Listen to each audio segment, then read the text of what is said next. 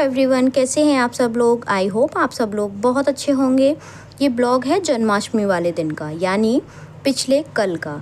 आज इसलिए ये आपके पास पहुंच पा रहा है टाइम टेबल से, क्योंकि आज है संडे। तो ऑफ़िस का ऐसा कोई वो नहीं था कि नहीं सुबह सुबह ऑफ़िस ही जाना है, टाइम से ये करना है वो करना है।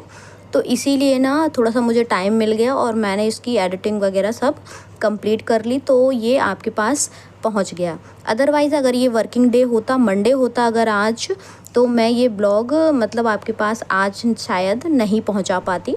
लेकिन संडे का मुझे फ़ायदा मिल गया और आप लोगों के पास ब्लॉग टाइम से पहुंच गया। ठीक है जी। तो सुबह सुबह उठ के सबसे पहले सारी सफाई कर ली थी मैंने, झाड़ू लगा लिया था और फिर लगा लिया था पूरे घर में पोछा। पोछा लगाने के लिए मैं क्या करती हूँ, किसी दिन जो पोछे वाला पानी होता है उसमें ना फ़िनाइल के साथ साथ नमक डाल लेती हूँ, और किसी दिन फ़िनाइल अकेले का पोछा लगा लेती हूँ, और किसी दिन थोड़ी सी सर्फ़ डाल लेती हूँ। तो ऐसे करके ना पोछा अल्टरनेट कुछ ना कुछ उसमें डाल लेती हूँ, जिससे ना थोड़ी सी देखिए सर्फ़ से ना हल्की फुल्की जो थोड़ी बहुत चिकनाहट होती है वो दूर हो जाती है, और फ़िनाइल से पूरे घर में थोड़ी सी एक महक जैसी, और ना कीड़े मकोड़े भी दूर हो जाते हैं। तो ऐसे करके बदल बदल के, और नमक से घर की जो नकारात्मक ऊर्जा होती है वो दूर हो जाती है, तो इसलिए नमक भी डाल लेती हूँ। नहा कर आने के बाद पूजा के सारे बर्तन निकाल के मैंने पूरे साफ़ कर लिए थे, क्योंकि नाइट में पूजा होगी, तो इसीलिए मैंने आज मॉर्निंग में ही सारे बर्तन धो के रख दिए थे। वो इसलिए धो के रख दिए थे क्योंकि ना रात को ये हो जाता है ना कि जल्दी जल्दी में खाना भी बनाना होता है और फिर पूजा भी करनी होती है, तो एक साथ बहुत सारे काम हो जाते हैं। पूजा का मंदिर भी सजाना होता है, इसीलिए मैंने ना बर्तन वाला जो धुलने का काम था वो ऐसे सुबह ही कर लिया था। फिर उसके बाद मैं लग गई थी खाना बनाने में, क्योंकि हस्बैंड की छुट्टी नहीं थी, हस्बैंड को ऑफिस जाना था। तो फिर मैंने प्लान किया कि खीर मैं अभी बना लेती हूँ, और नाइट में नहीं बनाऊँगी, भोग के लिए मैं निकाल के रख दूँगी अलग। क्योंकि देखिए नाइट में ये हो जाता है कि बाकी चीज़ें जो थी वो बन जाएंगी, पुए वगैरह बनाऊँगी वो बन जाएंगे, और भोग के लिए खीर अलग ही निकाल के रख दीजिए, पूड़ी वगैरह ये सारी चीज़ें बन जाएंगी। तो इसीलिए मैंने सुबह खीर बना ली। तो मैंने सोचा हस्बैंड के टिफ़िन में भी चली जाएगी, उनको खीर पसंद है तो वो खा लेंगे। फिर उसके बाद बनाई थी मैंने तोरई, भरमा तोरई की सब्ज़ी और रायता। क्या हुआ था कि टिफ़िन आज पापा के लिए और मम्मी के लिए भी जाना है, तो इसीलिए मैंने जल्दी जल्दी बनाना ज़रूरी समझा सारा काम, क्योंकि मुझे वहाँ भी अपने जो घर बन रहा है वहाँ भी जाना था, शाम की पूजा की तैयारी भी करनी थी। तो ऐसे करके ना, और एक बीच में और नाटक हो गया था, वो आपको आगे ब्लॉग में पता चलेगा कि क्या हो गया था। तो बस ऐसे ही करके मैंने जल्दी जल्दी सारे काम करने लगी थी। देखिए जब घर में ही अगर व्यक्ति हो और घर में ही खाना खिलाना हो, तो अलग हमारे हाथ पैर चलने लगते हैं। मतलब जल्दी जल्दी हम जिस हिसाब से लंच पैक करना होता है, तो हमको पता होता है फ़िक्स टाइम कि इतने बजे तक हमको पैक करके देना ही है। और घर में लोग रहते हैं तो ये लगता है अगर 2-5 मिनट आगे पीछे हो जाएं तो कोई प्रॉब्लम नहीं है। लेकिन आज 2-3 काम एक्स्ट्रा हो गए थे, तो ये लग रहा था कहीं हस्बैंड का लंच पैक होने में लेट ना हो जाए। तो बस फटाफट इस तरफ ना मसाला भूंज रहा था, इतने में मैंने तोरई वगैरह छील के और काट ली थी सारा मटेरियल। वैसे मैं ये करती हूँ कि पहले सब्ज़ी काट लेती हूँ, बाद में फिर उसको छौंकती हूँ। लेकिन आज इसीलिए कर दिया कि मैंने कढ़ाई रख दी जब तक मैं सब्ज़ी काट रही थी, जिससे ना जल्दी बन जाए। आज का टाइम टेबल थोड़ा सा लेट हो गया था, क्योंकि 2-3 काम एक्स्ट्रा मॉर्निंग में कर लिए थे। और रही मम्मी पापा के लंच की बात, तो एक्चुअली में क्या है, मेरी मम्मी को है पैरालिसिस, तो उनको थोड़ा सा मुझे ही सारी चीज़ें देखनी पड़ती हैं। और कभी कभी मम्मी पापा बना लेते हैं, ऐसा नहीं है कि वो नहीं बना पाती हूँ मम्मी, लेकिन उस हिसाब से जिस हिसाब से बनाना चाहिए खाना, उस हिसाब से वो नहीं बना पाती हैं। रोटी भी मतलब वो जैसी हम बनाते हैं उस तरह से नहीं बना पाती हैं। तो इसलिए ना उनको देखकर ना ये लगता है कि अरे यार उनको बनाना पड़ रहा है। तो कोशिश मेरी यही रहती है कि मैं अपने घर से खाना बना के और भेज देती हूँ, क्योंकि देखिए वो बनाती हैं ना, तो एक तो बीमारी वाला शरीर, तो उनसे उतना बनता नहीं है। लेकिन कभी कभी वो इसलिए बना लेती हैं, उनको ये लगता है कि ये भी परेशान होती है। तो ऐसे ही हम लोग मिलजुल के सारे काम कर रहे हैं, अभी ऐसे ही सारी चीज़ें चल रही हैं, देखते हैं ये कब तक चलती हैं। और हालांकि बाई की बात चल रही है, अगर बाई मिल जाती है तो थोड़ी सी समस्याएं सॉर्टेड हो जाएंगी। ठीक है जी। तो अब ये मैंने बना लिया था एक तरफ रायता, और रायता मैं हमेशा ज़्यादातर इस लोटे में ही बनाती हूँ। इसमें पता है मुझे क्या कन्वीनियंट लगता है, इसको ना रई से चलाना ना, और तुरंत के तुरंत हो जाता है। कम बनाना है तो आराम से हस्बैंड लाइक भी बन जाता है। और ज़्यादा थोड़ा सा बनाना है तो वो भी बन जाता है। तो मैं हमेशा ज़्यादातर इसमें ही रायता बनाती हूँ। और ये मेरी तोरई की सब्ज़ी बन रही है मसाले वाली। और एक साथ वो आटा छान के रख लिया था, मैंने कहा इधर आटा भी लगा लूँ फटाफट जिससे सारे काम ख़त्म हो जाएं। सारे काम करने के बाद खाना बन गया था, फिर हस्बैंड का लंच पैक कर दिया था और टाइम से फ्री हो गई थी। मतलब 9:15 बजे उनको देना होता है लंच। लेकिन आज क्या है, वो थोड़ा सा त्यौहार है इसलिए थोड़ा उनको ऐसा नहीं था कि मतलब 9:15 बजे 9:30 बजे पहुंचना हो।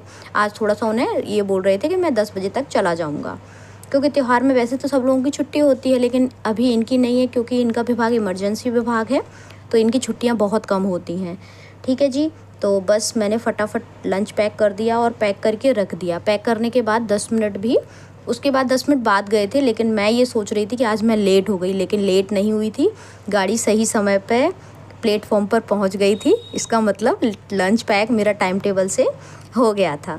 ठीक है जी। लेकिन कभी कभी ये लगता है ना हमको कि ये टाइम टेबल कैसे सेट हो, कई बार ही लगता है हमको, क्योंकि जो होम मेकर होती हैं उनको मैंने देखा है अक्सर 12-12 1-1 बज जाते हैं। खाने में, घर की साफ़ सफाई में, मेंटेनेंस में बहुत टाइम लग जाता है। और जो वर्किंग होती हैं या लंच पैक करना होता है, तो फिर वो टाइम टेबल, मतलब जैसे आपको पूरे काम करके आप 12-1 बजे निपट रहे हैं, वहीं अगर आपके घर में कोई बाहर जाता है या आपको लंच पैक करके देना होता है, तो वही काम आपका 9-9:30 बजे निपट जाता है। तो सोचिए, कहीं ना कहीं आप कर सकते हैं, आप टाइम टेबल फिक्स कर सकते हैं। बस क्या है, आप घर में रहते हैं तो आप ये सोच लेते हैं कि अरे घर में ही तो हूँ, अभी कर लूँगी, अभी घर में ही तो हूँ, अभी कर लूँगी। ये अभी करने के चक्कर में ना आपके सारे काम डिले होते जाते हैं और आपको बचते हैं 12 से 1। वो काम जो आपका 10 बजे फ्री हो सकते हैं, वो आपका 12-1 बजे फ्री हो जाता है। अब इसमें कई महिलाएं ये बोल सकती हैं कि हमारे घर में कोई ठंडा खाना नहीं खाता, जब खाते हैं तभी सेकना पड़ती हैं। तो बाकी और काम जो होते हैं ना, वो आप कर सकते हैं ना, पहले तैयारी करके रख दें।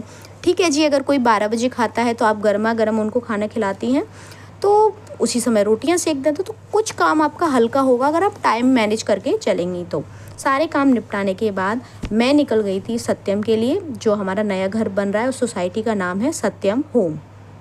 बेटा जी साथ में जाने की ज़िद कर रहे थे, तो उनको भी मैं ले जा रही थी साथ में। लेकिन बाहर धूप मैंने देखी कि बाहर बहुत तेज़ धूप हो रही थी, फिर मैंने इनको वापस कर दिया। मैंने कहा नहीं, आप नहीं जा रहे हो, अभी आपकी कुछ दिन से तबीयत भी ठीक नहीं चल रही है और बीमार हो जाओगे आप, इसलिए आप घर पे ही रहिए। तो मैंने पहले तो ले गई थी, फिर इनको मैंने वापस कर दिया। और अच्छा ही हुआ कि मैंने वापस कर दिया, क्योंकि देखिए फिर क्या हुआ था, रास्ते में हो गई थी गाड़ी में कुछ गड़बड़। ये जो पाइप दिख रहे हैं ना आपको, ये पाइप ना एक तरफ से टूट गया था। अब मैंने कहा अब क्या करूं, वो इधर उधर हो रहा था तो मुझे आवाज़ भी आ रही थी उसमें से। मैंने सोचा कि अभी कोई दिक्कत ना हो जाए, कोई एक्सीडेंट वगैरह ना हो जाए, तो इसीलिए मैंने रास्ते में गाड़ी रोक कर, एक दुकान दिख गई थी और वहाँ पर ही मैंने उन भैया से गाड़ी का ये जो पाइप था उस पर वेल्डिंग करा ली थी। यहाँ पर मुझे लग गए थे लगभग आधा घंटा। धूप बहुत तेज़ थी और ना यहाँ पर छाँव वगैरह भी कुछ नहीं थी, तो मैं धूप में ही खड़ी हुई थी। तो मैंने कहा चलो कोई नहीं, लेकिन गाड़ी तो ये है ठीक हो जाएगी। गाड़ी ठीक कराने के बाद मैं पहुंच गई थी घर पर, और फिर उसके बाद देखा कि वहाँ पर काम चल रहा है और ये जो आपको दिख रहे हैं ना, ये सारा गंदगी पड़ी हुई है। अभी जब काम जैसे ही हो जाएगा फिर थोड़ी सफाई होगी। अभी थोड़ी चिनाई का काम रह गया है। ऊपर अभी जो होता है ना, जो बनती है ऊपर गेट के ऊपर साइड, जो चारों तरफ से बनती है, जिसके ऊपर टंकी रखी जाती है, अभी वो बनना है। और चारों तरफ जो होती है ना 3 फीट की मुंडेली, वो कवर करा रहे हैं, जिससे ना आराम से छत पर बैठकर आराम लेट भी सकते हैं, बैठ भी सकते हैं। और अगर वो रेलिंग लगवा देते ना, और अगर वो खुली रहती है छत, तो फिर उतना छत का यूज़ नहीं हो पाता है, बैठ उठ नहीं पाते हैं, थोड़ा सा कंफर्टेबल फील नहीं होता है, आसपास के लोग दिखते हैं तो इसीलिए ना ये 3-3 फीट करवा दी है। तो इसमें आराम से आप बैठ सकते हैं, लेट सकते हैं। तो इसमें ये है कि कुछ ज़्यादा कुछ दिखाई नहीं देगा दूसरी तरफ का, इसीलिए 3-3 फीट ये पूरा ऊंचा करवा दिया है। ठीक है जी। तो ये काम करने के बाद क्या हुआ था, बिटिया के स्कूल से फ़ोन आ गया था, बिटिया का ऑटो नहीं पहुंचा था, तो फिर मैं बेटी को लेने गई थी और बेटी को लेकर अपने घर आ गई थी। और पापा ने खाना खा लिया था यहाँ पर। और ये रहा हमारा छोटा सा पार्क, और ये है हमारी सोसाइटी जहाँ पर हमारा घर बन रहा है। देखते हैं अब कब तक वहाँ पर हम पहुँच पाते हैं, शिफ्ट हो पाते हैं। जो भी होगा जैसे भी होगा बन जाएगा, उसके बाद शिफ्ट होंगे। देखते हैं लगभग 6 से 8 महीने या फिर साल भर के समथिंग तो लग ही जाना है, क्योंकि देखिए कभी कोई प्रॉब्लम हो जाती, कभी मैं बिज़ी, कभी हस्बैंड बिज़ी, कभी पापा बिज़ी, तो काम भी उसी हिसाब से हो पाता है।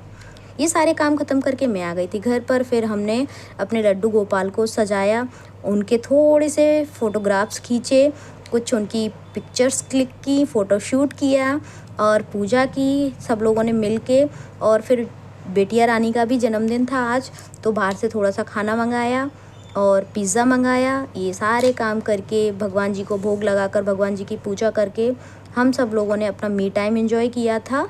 और ना साथ में बैठ के बढ़िया हंसी ठहाके के साथ पूरा दिन हमारा कंप्लीट हो गया था। आज का दिन बहुत शानदार गया। और देखिए, जब भी आपका दिन पूरा होता है, ईश्वर से धन्यवाद करिए, हर दिन के लिए धन्यवाद करिए। अगर आप ईश्वर का हर दिन धन्यवाद करते हैं तो आने वाले दिन भी आपके बहुत शानदार हो जाते हैं। ये बिल्कुल फैक्ट है। और ये आ गई थी बच्चों के लिए वेज थाली और पिज़्ज़ा, तो ये दोनों अपने आपस में एंजॉय करेंगे। और ना बिटिया रानी को जन्मदिन की बहुत बहुत शुभकामनाएं मेरी तरफ से भी, और आप लोग भी ज़रूर शुभकामनाएं दें। चलिए, आज का ब्लॉग यहीं पर पूरा हुआ और उम्मीद है कि आप लोगों को ब्लॉग पसंद आया होगा। हंसते रहिए, मुस्कुराते रहिए और दूसरों को मुस्कुराने की वजह देते रहिए। Thank you, thanks for watching.